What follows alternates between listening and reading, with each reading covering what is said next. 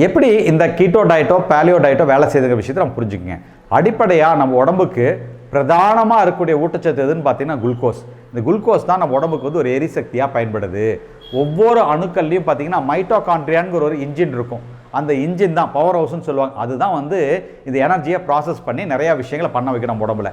So அதுக்கு first வந்து glucose தான் பயன்பட்டு இருந்துச்சு. இப்போது நாம் கீட்டோ டயட் எடுத்துக்கொள்ளும் பொழுது, ஒரு பேலியோ டயட் எடுத்துக்கொள்ளும் போது என்னன்னு பார்த்தீங்கன்னா, குளுக்கோஸ் நம்ம உடம்புல கம்மியாக இருக்கும். இல்லை ரத்தத்தில் பார்த்தீங்கன்னா எப்போயும் ஒரு 5 கிராம்ஸ் இருக்கும். ஃபஸ்ட்டு உடம்பு அதை யூஸ் பண்ணிக்கும்.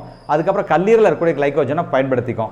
அதுக்கப்புறம் என்னன்னு பார்த்தீங்கன்னா, நம்ம உடம்புல எங்கெங்கெல்லாம் கொழுப்பு சேர்த்தி வைக்கப்பட்டிருக்குதோ அந்த பகுதியில் கூடிய கொழுப்பை அழிக்கப்பட்டு அந்த கொழுப்பை வந்து லிபிட் மெட்டபாலிசம் மூலமாக நம்ம உடம்பு அதை எனர்ஜியாக கன்வெர்ட் பண்ணிக்கும். அது மட்டும் இல்லாமல் உணவு வடிவத்தில் எடுத்துக்கூடிய கொழுப்பை வந்து நம்ம உடம்பு பயன்படுத்திக்கும்.